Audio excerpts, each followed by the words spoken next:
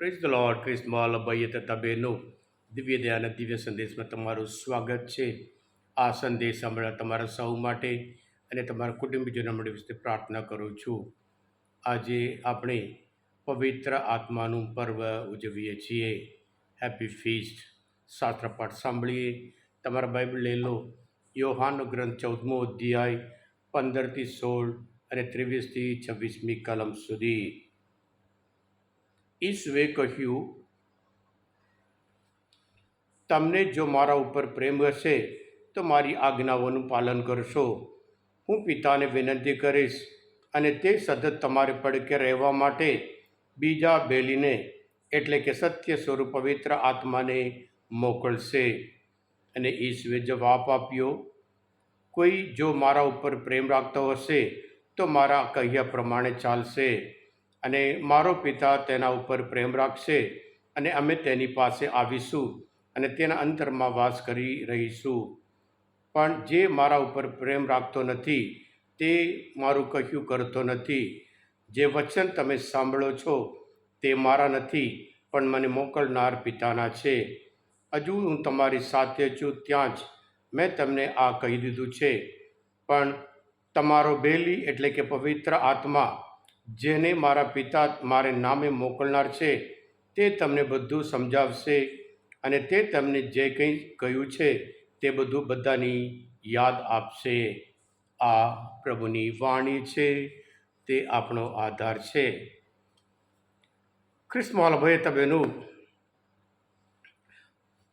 પવિત્ર આત્માનું પર્વ આજે વિશ્વમાં દરેક જગ્યાએ કેથોલિક દેવાલયમાં આ પવિત્ર આત્માનું પર્વ આનંદપૂર્વક ઉત્સાહપૂર્વક ઉજવે છે.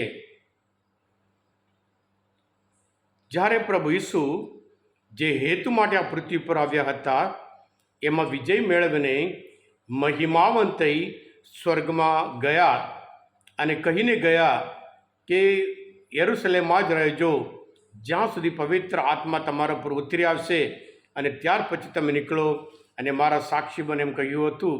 એ પ્રમાણે 50માના દિવસે એટલે સજીવન થયા પછી, પુનરુત્થાન પામ્યા પછી 50માના દિવસે તેઓ બધા ભેગા થયા હતા, અને ત્યારે પવિત્ર આત્મા એમનામાં ઉતરી આવે છે. પવિત્ર આત્મા એટલે એ શક્તિશાળી આત્મા. પવિત્ર આત્મા એટલે જે નબળા હતા, જે ડરપોક હતા, જે મૂંઝવણીમાં હતા, એમને મુક્ત કરે છે. એને ડરમાંથી મુક્ત કરે છે, અને જે મૂંઝવણી હતી એમાંથી મુક્ત કરે છે, અને સાથે સાથે એમને હિંમત આપે છે. એટલે નબળામાંથી સબળ, અશક્તિમાંથી સશક્ત કરે છે પવિત્ર આત્મા. હા ક્રિસ્મોલ ભાઈ તબેનું, આ પેન્ટેકોસ્ટ કે 50માના દિવસ એ યહૂદી ધર્મમાં પણ હતું.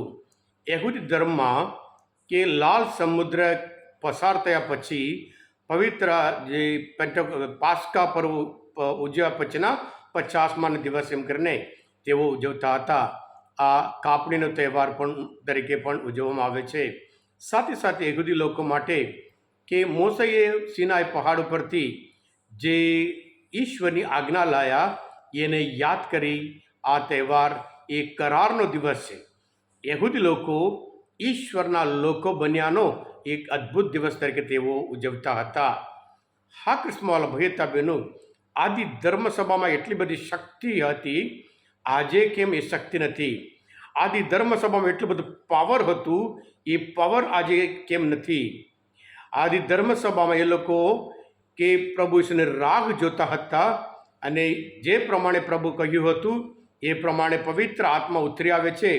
જેમ પ્રેષિતોના ચરિત્રમાં 1 અધ્યાયમાં 6ઠી કલમમાં આપણે જોઈએ છીએ, પવિત્ર આત્મા જ્યારે તમારા ઉપર ઉતરશે ત્યારે તમને શક્તિ પ્રાપ્ત થશે, અને સમૃદ્ધના અને ઠેઠ સમસ્ત યહૂદિયામાં ધરતીના છેડા સુધી મારે વિશે સાક્ષી પુરુષો. જેમ પ્રભુ ઈસુએ કહ્યું હતું એ પ્રમાણે તેઓ સાક્ષી બન્યા હતા. એટલે સાથે સાથે આજના શુભ સંદેશમાં ક્રિસ્મોલ ભાઈ બહેનો આપણે જોઈએ છીએ પવિત્ર આત્મા આવે એ સત્ય તરફ બધાને ધોઈ જશે. પવિત્ર આત્મા જે પ્રભુ ઈસુએ શીખવાડ્યું હતું એ બધું એમને યાદ કરાવશે.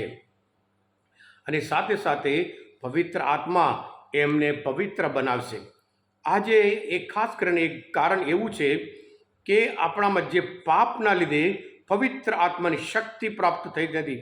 આપણે દેવળમાં જઈએ છીએ, આપણે શાસ્ત્રપાઠ વાંચીએ છીએ, જાત જાતની ભક્તિ કરીએ છીએ, પણ જે બ્લોક છે એ પવિત્ર આત્માને બ્લોક કરે છે.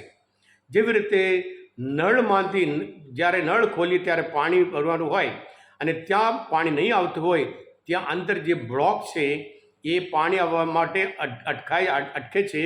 એવી જ રીતે આપણામાં જે કંઈ પાપ હોય, જ્યારે પાપમાંથી મુક્ત થઈએ ત્યારે પવિત્ર આત્મા પોતાની શક્તિ આપણા દ્વારા પ્રગટ કરી શકે છે. હા કૃષ્ણવાલા ભાઈ બહેનો, પિતર પોતે કહ્યું તમે હૃદય પલટો કરો અને તમારા પાપોનો સ્વીકાર કરો અને ત્યાર પછી પવિત્ર આત્માના પાવર તમે અનુભવ કરશો એમ કહ્યું હતું. એવી જ રીતે આપણે પણ હૃદય પલટો કરીએ, પાપ સ્વીકાર કરીએ અને એમાંથી મુક્ત થઈએ, જેથી કરી જેવી રીતે પવિત્ર આત્મા મહિમા રીતે શક્તિશાળી તરીકે પ્રગટ થયા હતા, એવી જ રીતે આપણા જીવન દ્વારા પણ એ શક્તિશાળી તરીકે પ્રગટ કરશે. આપણે પ્રભુના સાક્ષી તરીકે સાક્ષીઓમાં જીવન જીવીશું.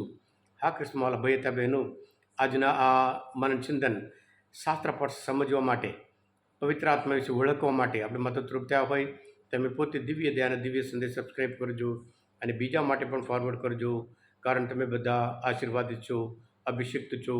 પ્રભુ ઈસુ, હું તમારામાં વિશ્વાસ રાખું છું. બોલો દિવ્ય દયાનો જય. God bless you all.